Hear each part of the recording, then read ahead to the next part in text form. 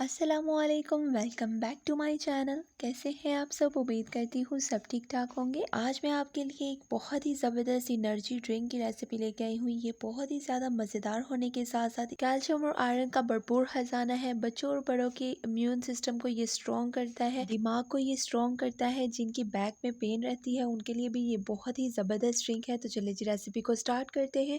बिस्मिल्लाहिर्रहमानिर्रहीम। यहाँ पर हाफ कप मैंने बादाम लिए हैं। अभी मैं आपको सबकी क्वांटिटी बता देती हूँ। 2 खाने के चम्मच मैंने काजू लिया है।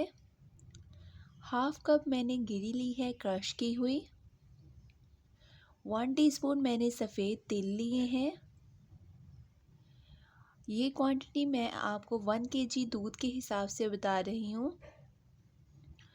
हाफ टी स्पून मैंने हल्दी ली है। हाफ कप मैंने पिस्ता लिया है। अब रेसिपी को बनाना स्टार्ट करते हैं। बिस्मिल्लाहिर्रहमानिर्रहीम। यहाँ पर मैंने एक पैन लिया है, उसमें मैं 1 केजी दूध डालूँगी। आप देख सकते हैं कि दूध को बॉयल आना स्टार्ट हो चुका है। अब हम इसमें बादाम ऐड करेंगे। बादाम को मैंने हावन दस्ते में कूट लिया है।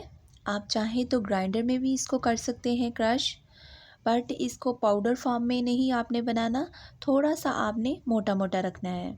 अब हम इसमें क्रश की हुई गरी डाल देंगे। गरी को भी मैंने बहुत फाइन क्रश किया हुआ है। अब हम इसमें हल्दी डाल देंगे। अब हम इसमें पिस्ता डाल देंगे। पिस्ते को भी मैंने हावन दस्ते में मोटा मोटा कूट लिया था। ग्राइंडर में कर लें या हावन दस्ते में कर लें, आप किसी में भी इसको मोटा मोटा कूट सकते हैं। बिल्कुल पाउडर फॉर्म में आपने इसको नहीं बनाना, थोड़ा सा मोटा रखना है। अब हमने इसमें काजू ऐड कर लिया है। काजू को भी मैंने मोटा मोटा कूट लिया था।